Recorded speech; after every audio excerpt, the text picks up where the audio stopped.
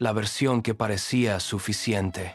Durante años, en California, hubo delitos que no encajaban en un solo relato.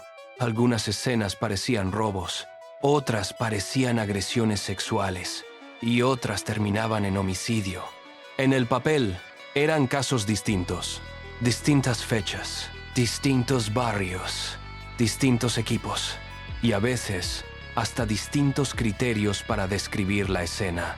Cada condado tenía su expediente.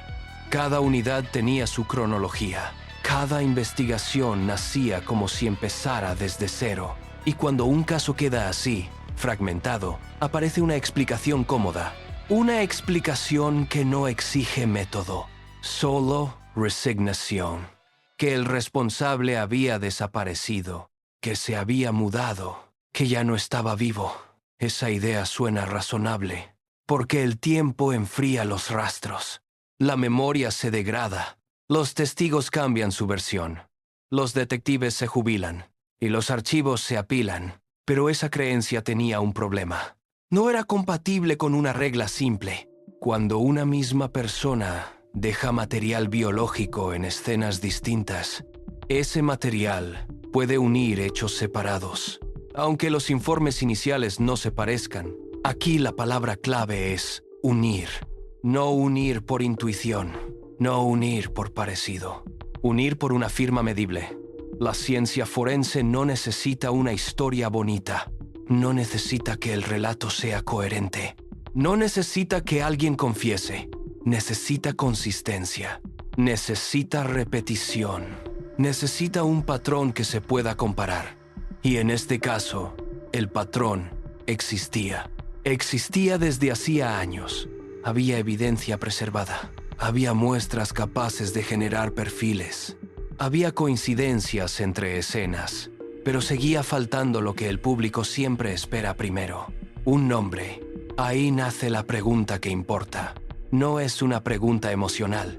Es una pregunta técnica. ¿Cómo puede existir ADN útil y aún así no existir identidad? Para responder, hay que aceptar un límite que no es biológico. Es institucional. El ADN no señala personas por sí mismo. El ADN compara. Y para comparar, necesita un conjunto de referencia. Ese límite se resume así. Una base policial solo identifica a quien ya está dentro. Si el responsable nunca fue muestreado, si su perfil no existe en el sistema, si no hay un registro previo que lo represente, entonces el laboratorio puede decir algo muy potente. Puede decir, estas escenas están conectadas, pero no puede decir esta es la persona. Y esto es lo que muchos no entienden. Cuando no hay coincidencia, el ADN no falla, no queda invalidado, no pierde valor, solo se queda esperando. Como una llave sin cerradura, esa llave puede durar décadas, porque el perfil de escena es estable, no cambia con el tiempo. Lo que cambia es el universo contra el que lo comparas. Durante años, el universo era uno. Bases policiales con perfiles de personas detenidas o condenadas. Si el responsable estaba fuera de ese universo, no había salida. Y entonces llegó un método nuevo. Un método que cambia la pregunta. Ya no pregunta, ¿quién fue detenido? Pregunta, ¿con qué familia está emparentado? Esa idea fue la bisagra. Porque el ADN no solo sirve para identificar individuos, también sirve para detectar parentescos, para detectar relaciones biológicas. La genealogía genética investigativa hace exactamente eso. No busca un match perfecto. Busca coincidencias parciales, segmentos compartidos, rastros de un ancestro común. Eso no es una condena. Eso es un mapa. Y con un mapa, el trabajo cambia. En lugar de perseguir sospechosos, reduces posibilidades, construyes árboles familiares, cruzas edades y lugares, y filtras hasta quedarte con un corredor estrecho. Pero hay una regla más importante que todas. La genealogía abre puertas, no cierra casos. El cierre llega después, con lo más decisivo. La confirmación con ADN directo, es decir, una muestra atribuible al sospechoso, un análisis formal y una comparación forense que no depende de interpretaciones. Ese es el punto donde la historia deja de ser posible y empieza a ser verificable. Si te interesa este tipo de casos, donde la ciencia no adorna el relato, sino que lo sostiene, suscríbete a la Bitácora Forense. Aquí cada conclusión tiene método, y cada método tiene evidencia. Capítulo 2. 2 preguntas distintas. Conectar escenas e identificar a una persona. Hay 2 tareas que a menudo se confunden, y confundirlas es una forma silenciosa de perder años. La primera tarea es conectar escenas entre sí. Responder a una pregunta concreta. ¿Provienen del mismo origen? ¿Hay una misma fuente detrás de varios hechos? La segunda tarea es identificar a un individuo específico, un nombre, una persona real, alguien que pueda ser citado, imputado y juzgado. El ADN puede resolver la primera sin resolver la segunda, y eso es más común de lo que parece. Ocurre cuando obtienes un perfil claro de escena, un perfil consistente, un perfil que se puede comparar. Ese perfil coincide con otras escenas. Aparece una repetición, un patrón que no depende de relatos. Pero luego ocurre lo frustrante. No coincide con ninguna persona en una base policial. Ese punto es clave, porque ya es una victoria lógica. La investigación deja de ser muchos casos. Pasa a ser una misma fuente. Y eso cambia el enfoque, cambia prioridades, cambia hipótesis, cambia recursos. Porque cuando sabes que varias escenas comparten fuente, ya no buscas el culpable de este caso. Buscas la misma persona detrás de todos, pero todavía falta el nombre. Y sin nombre, la investigación no puede cerrarse. Sin nombre no hay imputación, no hay arresto, no hay resolución judicial.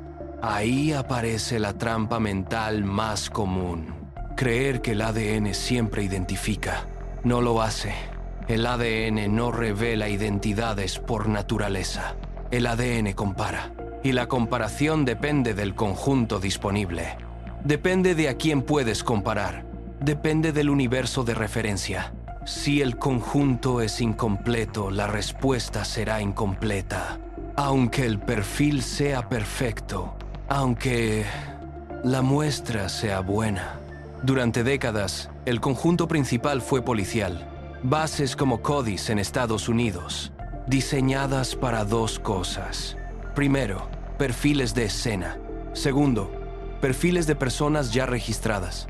Si el agresor nunca había sido muestreado, si nunca entró en el sistema, si su ADN no existía como referencia, entonces no había coincidencia y el caso seguía abierto. Eso no significa que la ciencia no sirviera. Significa que la ciencia había llegado al borde del sistema. La evidencia biológica decía algo con mucha fuerza. Decía, hay una misma fuente, pero el sistema de comparación no podía responder. Y esta fuente se llama. Entonces el problema real era este. No faltaba evidencia biológica. Faltaba un puente entre esa evidencia y una identidad civil. Ese puente llegó con otra clase de bases. Bases de genealogía. Bases creadas para buscar parientes, no criminales. Y aquí cambia la lógica completa. En una base policial, buscas coincidencia exacta. En genealogía, buscas parentesco. Buscas coincidencias parciales. Segmentos compartidos con familiares lejanos. Eso no convierte a un pariente en sospechoso. Convierte a una familia en mapa. Y un mapa no es una condena, pero un mapa sirve para algo muy concreto. Reducir el universo de búsqueda. Pasar de millones de personas a un árbol y de un árbol a un corredor estrecho. Por eso el método tiene 2 fases. Una fase exploratoria. Sirve para generar hipótesis. Sirve para señalar rutas plausibles. Sirve para decir, mira aquí. Y una fase confirmatoria, la única que puede sostener un cierre. la única que puede resistir un tribunal. La exploratoria produce hipótesis. La confirmatoria produce verificación. Si falta verificación, el método no vale. No hay conclusión, solo hay sospecha sofisticada. Y en ciencia forense, eso no alcanza. En este caso, hubo verificación, y por eso el cierre es estable. Porque el puente no fue solo una pista, fue un camino completo. Desde la comparación hasta la confirmación. Capítulo 3. El giro. Buscar parentesco, no coincidencias perfectas. La genealogía genética investigativa parte de una idea concreta. Si no hay coincidencia exacta, no significa que no haya camino. Significa que estás haciendo la pregunta equivocada. En una búsqueda clásica, la pregunta es rígida. ¿Quién coincide exactamente con este perfil? ¿Quién está dentro de la base policial con un match perfecto? Pero si el responsable nunca fue muestreado, esa pregunta está condenada a devolver silencio. La genealogía cambia el enfoque desde el inicio. No necesitas un match perfecto para empezar. Te basta un match parcial. Un match parcial significa esto. Dos personas comparten segmentos de ADN. No comparten identidad. Comparten herencia. Eso sugiere un ancestro común. Y sugiere parentesco, aunque sea lejano. Pero no sugiere culpabilidad.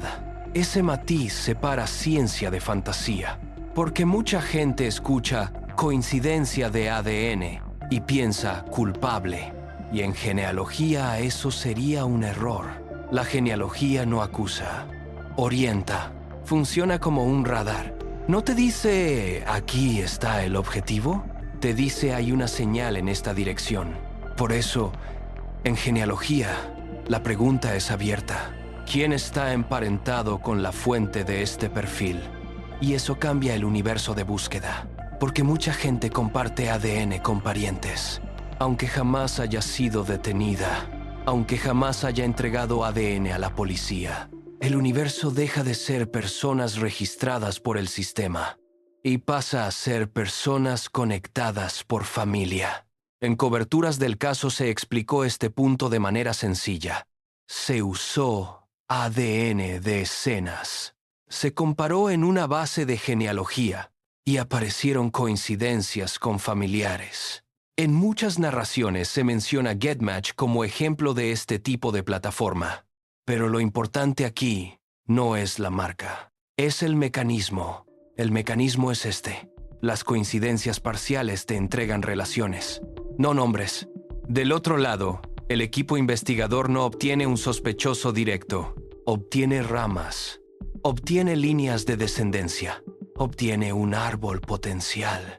Y aquí empieza el trabajo real, el trabajo menos cinematográfico, pero el más decisivo. Construir genealogía documentable, cruzar registros públicos, revisar nacimientos, matrimonios y defunciones, revisar censos, domicilios, mudanzas y ubicar descendientes en tiempo y espacio.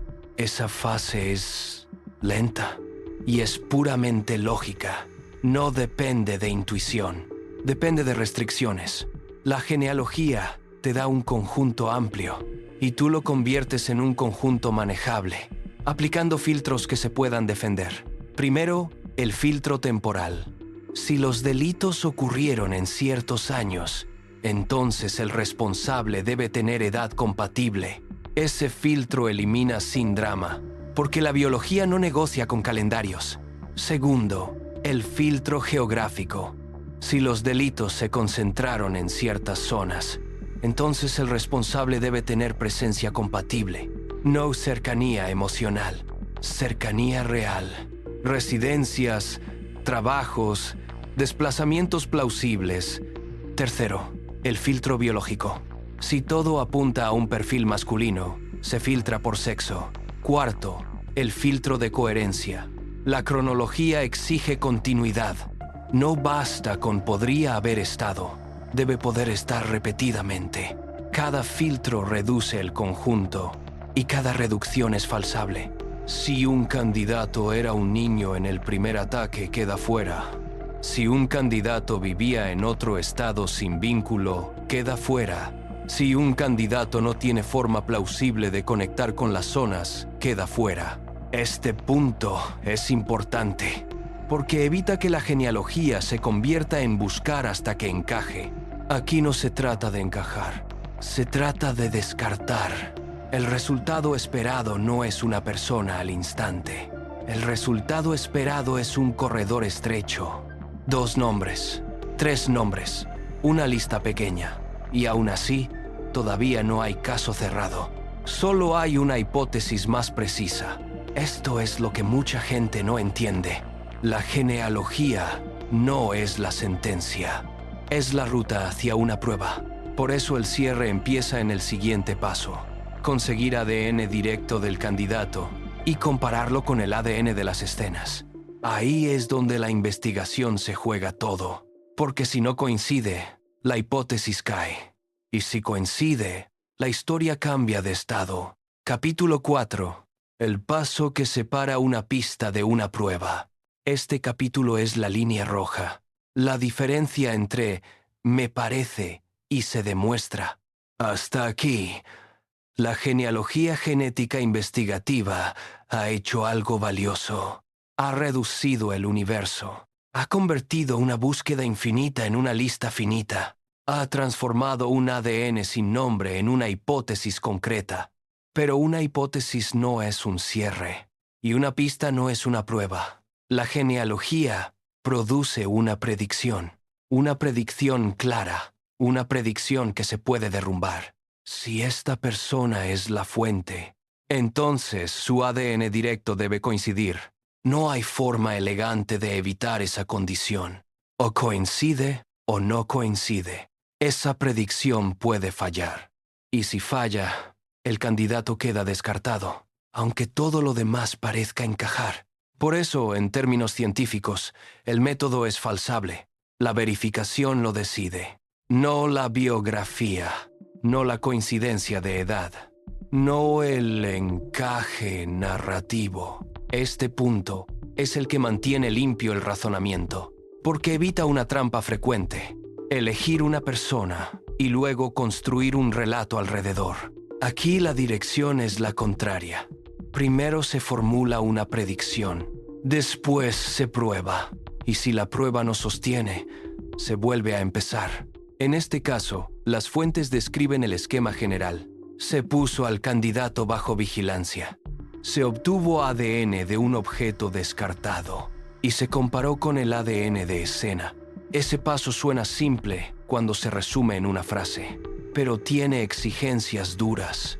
Exigencias que son exactamente las que convierten una idea en evidencia. Primero, la muestra debe ser atribuible. No basta con encontrar ADN. Debe venir de un objeto que se pueda asociar al individuo observado.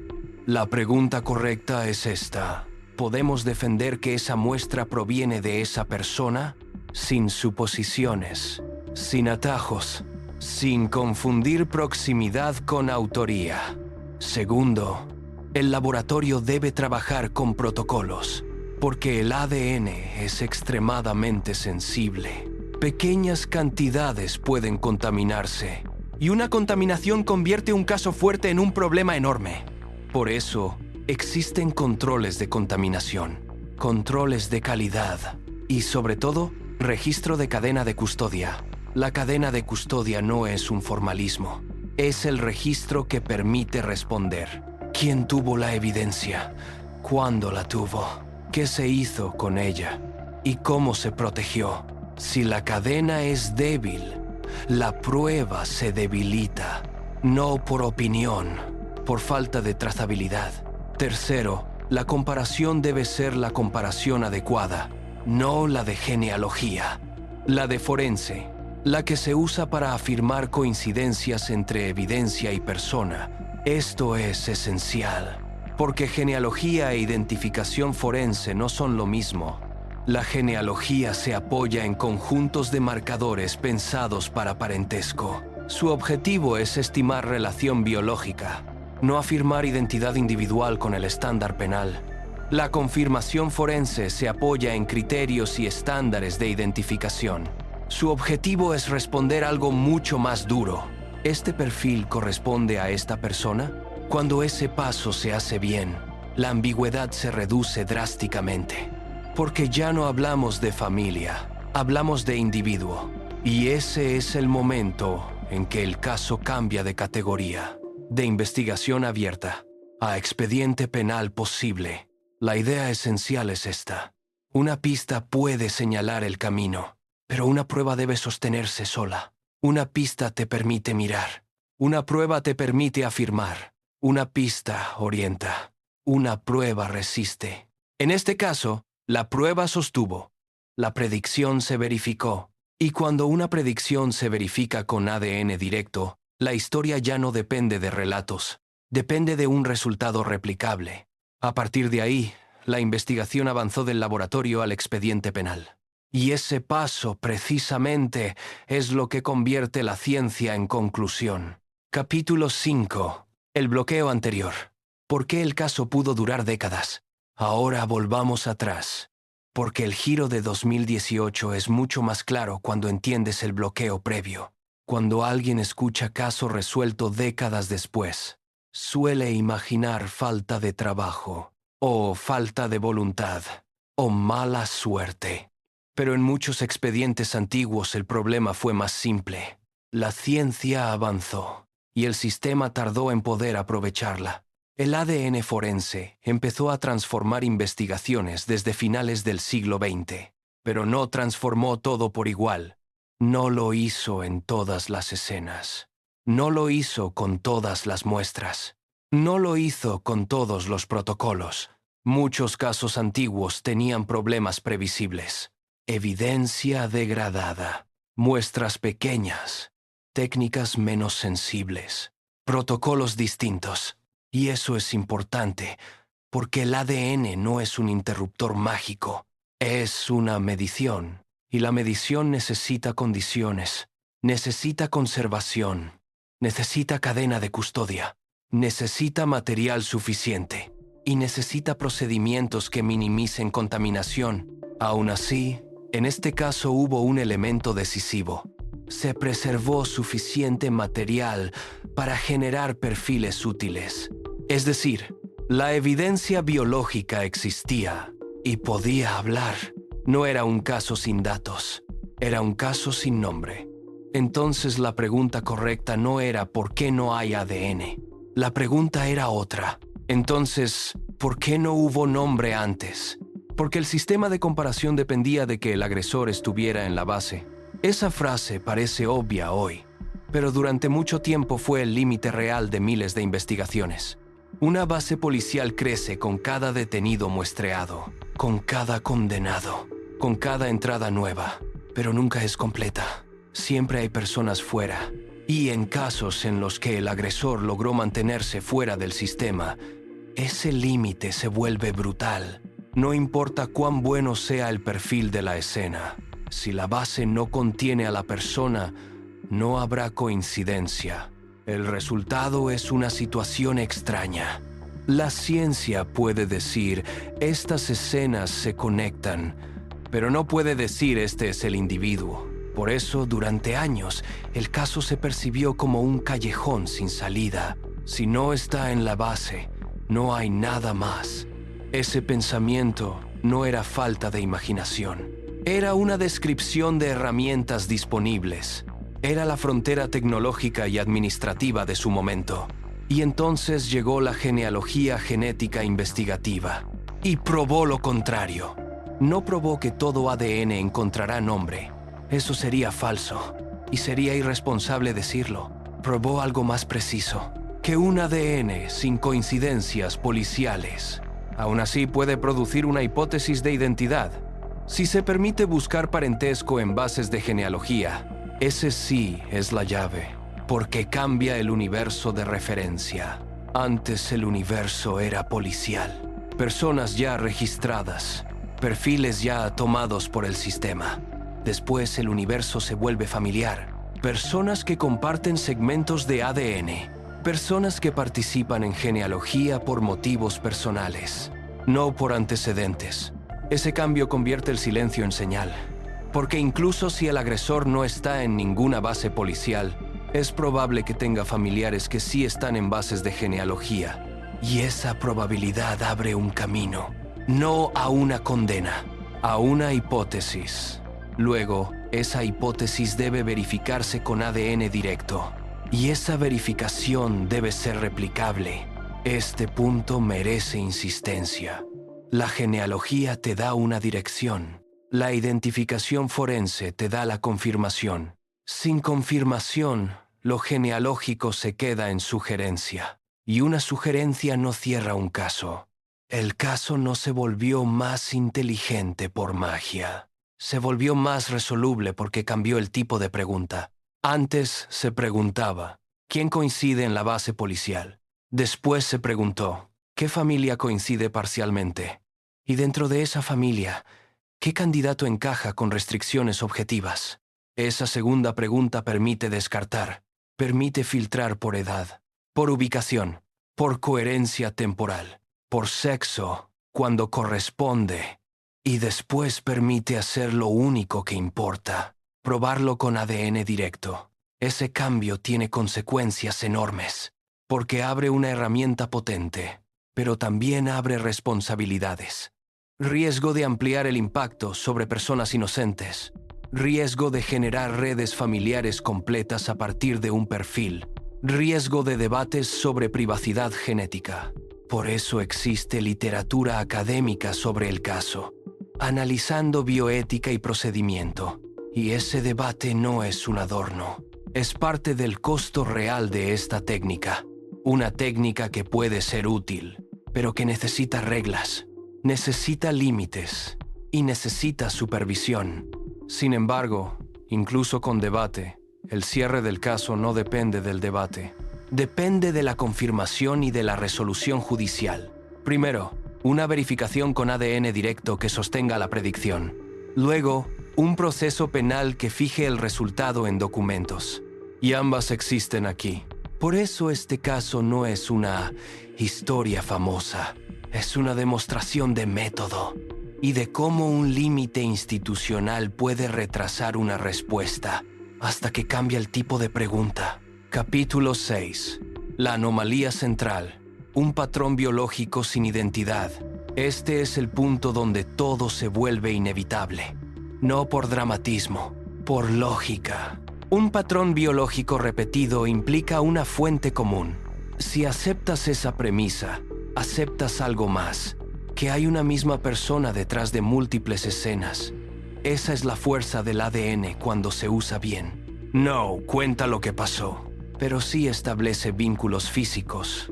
Vínculos que no dependen de memoria, ni de narrativa, ni de confesiones. Y sin embargo, durante años, esa persona no tuvo nombre. Eso es la anomalía central. No es un detalle menor. No es un hueco narrativo. Es una contradicción entre capacidad científica e infraestructura institucional. La ciencia podía vincular. La infraestructura no podía identificar. Dicho de otro modo, el laboratorio podía decir misma fuente, pero el sistema no podía decir misma persona, este nombre. Ese tipo de contradicción aparece en otros ámbitos. No es exclusivo del crimen. Tienes una señal, tienes un instrumento capaz de medirla, pero no tienes un catálogo completo para interpretarla. Puedes medir el fenómeno, puedes repetir el resultado, pero te falta el puente que convierta el dato en identificación. En este caso, el catálogo faltante era humano. La base de referencia no lo contenía. Y eso es más importante de lo que parece, porque muchas veces se piensa que el ADN busca en el mundo, pero el ADN solo busca en lo que le das, en la base que le permites consultar, en el universo que le habilitas como referencia. Si el universo es pequeño, la respuesta será pequeña. Si el universo excluye al responsable, la respuesta será silencio. Entonces, durante años, el caso quedó así, con un patrón fuerte, con conexiones probables, pero sin identidad confirmable dentro del sistema disponible. La genealogía aportó otro tipo de catálogo, un catálogo de relaciones, no de antecedentes. Esa es la idea decisiva. En lugar de preguntar quién está fichado, preguntas quién está emparentado. Una relación no es culpabilidad, es dirección, es un punto en el mapa, pero una relación puede llevar a una identidad posible. Y una identidad posible puede verificarse con ADN directo. Eso es lo que hace que el método sea un puente real, no porque la genealogía adivine, sino porque abre hipótesis que se pueden derribar o confirmar. Y aquí es importante mantener el orden, porque el orden es lo que evita errores.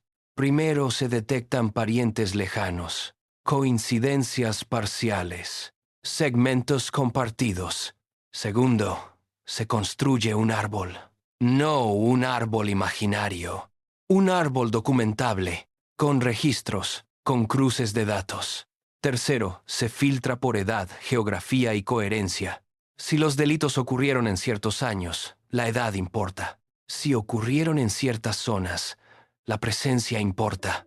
Si hubo repetición, la continuidad importa. Cuarto, se obtiene un candidato o un grupo pequeño, un corredor estrecho, no una multitud. Quinto, se confirma con ADN directo, la fase que decide todo, la fase que no admite casi. Ese orden importa porque evita trampas. Evita que la genealogía se convierta en prueba por sugestión, porque la sugestión trabaja al revés. Primero elige un culpable, luego busca señales para justificarlo. Aquí no. Aquí primero hay una predicción, luego hay una prueba, y la prueba manda. Por eso este tramo del guión no necesita adornos. La tensión está en la lógica. Si la confirmación directa sale negativa, la hipótesis cae, aunque el árbol familiar parezca perfecto, aunque el candidato encaje por edad o por zona. Y si sale positiva, el caso cambia de estado, porque ya no estás persiguiendo una posibilidad, estás sosteniendo una verificación. En este caso, salió positiva, y por eso el caso cambió de estado. Pasó de ser una serie conectada por evidencia a ser una investigación con identidad verificable. Y desde ahí el camino ya no depende de intuición, depende de expediente, depende de procedimientos y depende de lo único que cierra un caso de forma estable. Confirmación técnica y validación judicial. Capítulo 7. El nombre aparece como consecuencia, no como revelación. En abril de 2018, el caso tomó forma pública con un arresto. No fue un final de película, fue un cambio de estado. La investigación dejó de ser una serie sin nombre y pasó a ser un expediente con una persona real. El detenido fue Joseph James DeAngelo. Y aquí conviene subrayar una idea. En este guión, el nombre no es un giro narrativo, es una consecuencia técnica. La forma en que se llegó a ese nombre se explicó en coberturas. Primero, genealogía genética con ADN de escenas. Luego, confirmación con ADN obtenido de manera encubierta. El detalle exacto del objeto puede variar según la fuente. A veces se menciona una muestra obtenida del coche o una muestra obtenida de un objeto desechado, pero la estructura se mantiene. Vigilancia. Obtención de ADN descartado. Comparación. Ese punto es el núcleo científico. No. ¿Cómo lo siguieron? No. ¿Qué dijo alguien? No quién sospechaba de quién. Lo decisivo es esto. El ADN directo del candidato coincidió con el ADN de escena. Cuando eso ocurre, el caso cambia de naturaleza, porque una hipótesis ya no depende de interpretación. Depende de una verificación, y una verificación se puede documentar. A partir de ahí, la investigación deja de ser hipotética y entra a terreno judicial. En ese terreno, lo que importa es distinto. Importa qué se puede probar, qué se puede sostener en procedimiento y qué se puede explicar con trazabilidad. No basta con llegamos al sospechoso. Hace falta demostrar cómo se llegó. Y hace falta sostener lo que se afirma. Con cadena de custodia, con informes periciales y con estándares de laboratorio. Por eso este tramo no se mide por titulares. Se mide por validación oficial. Y aquí llega la parte que confirma que el caso está cerrado. No solo resuelto por prensa, cerrado por vía institucional. En junio de 2020 hubo una declaración de culpabilidad. El anuncio fue comunicado por la Contra Costa County District Attorney's Office. En agosto de 2020 se dictó sentencia. Múltiples penas de prisión perpetua sin posibilidad de libertad condicional. Ese es el criterio duro, el criterio verificable, el que vuelve el cierre estable. Porque una investigación puede producir sospechosos, pero un caso cerrado exige dos cosas: confirmación técnica y resolución judicial documentada. Capítulo 8. ¿Qué significa cierre en términos técnicos y legales? Un caso no está cerrado porque ya sabemos quién fue. Eso es una sensación. Y las sensaciones no cierran expedientes. Un caso está cerrado cuando la conclusión está validada por un proceso. Un proceso con reglas, con partes, con procedimientos y con registros que se pueden consultar. En términos simples, cierre significa que el resultado ya no depende de opinión, depende de documentos oficiales, depende de una decisión formal. En este caso, los comunicados oficiales señalan algo importante. No solo hubo cargos por un conjunto de víctimas, también hubo admisiones de hechos adicionales. Eso cambia la escala del cierre, porque no estamos hablando de un solo evento. Estamos hablando de una serie. Se reporta que, además de las declaraciones de culpabilidad por asesinatos, hubo admisiones de numerosos delitos no imputados vinculados a decenas de víctimas. Esa clase de admisión no es un detalle, es una forma específica de cerrar el círculo, porque reconoce hechos que, por tiempo o por estrategia procesal, no siempre llegan a juicio individual. Lo importante aquí no es el tecnicismo. Lo importante es la consecuencia. El cierre deja de ser un caso y pasa a ser una estructura completa. Reconoce una serie. Y una serie se entiende mejor con ciencia que con narración. La ciencia es especialmente útil en series por una razón simple. Una serie genera repetición y la repetición genera comparación. Si una escena fuera única, todo sería más frágil. Una muestra contaminada podría distorsionar. Un testimonio podría confundirse. Una interpretación podría dominar. Pero cuando hay múltiples escenas, cuando hay múltiples puntos de contacto, cuando un mismo patrón reaparece, la conclusión se vuelve más difícil de evitar. Cuando varias escenas comparten una fuente biológica, la hipótesis alternativa se vuelve costosa. La alternativa tendría que explicar múltiples coincidencias independientes. No solo un error, varios errores alineados, varios resultados que casualmente apuntan al mismo lugar. Eso es estadísticamente costoso y metodológicamente frágil. Por eso el ADN no cuenta una historia. Hace algo más simple. Elimina historias que no pueden sostenerse. No te dice qué pensó el autor. No te dice qué planeó. No te dice por qué lo hizo. Pero sí te dice algo decisivo. Si esa fuente biológica coincide o no coincide. Si está o no está. Si conecta o no conecta. La genealogía, en cambio, tiene otro rol. No elimina historias. Genera candidatos. Genera rutas investigativas. Abre caminos cuando no hay coincidencias en bases policiales. Y por eso el sistema correcto es combinarlas. Genealogía para abrir. ADN directo para cerrar. Ese orden es más que un estilo. Es una protección contra errores. Porque evita que una herramienta exploratoria se use como si fuera una prueba final. Finalmente, el cierre judicial de 2020 es la validación final. Porque fija el resultado y lo vuelve verificable por documentos. A partir de ese punto, el caso ya no vive en titulares, vive en registros. Y eso es lo que significa cerrar, en términos técnicos y legales. Capítulo 9. El aprendizaje estable. Lo que este caso demuestra sobre ciencia forense. Este caso importa porque muestra un cambio de creencia verificable, no un cambio de opinión, un cambio de regla práctica. La creencia anterior era simple. Si no hay coincidencia en la base policial, no hay identificación posible. Esa creencia no nació de ignorancia, nació de experiencia.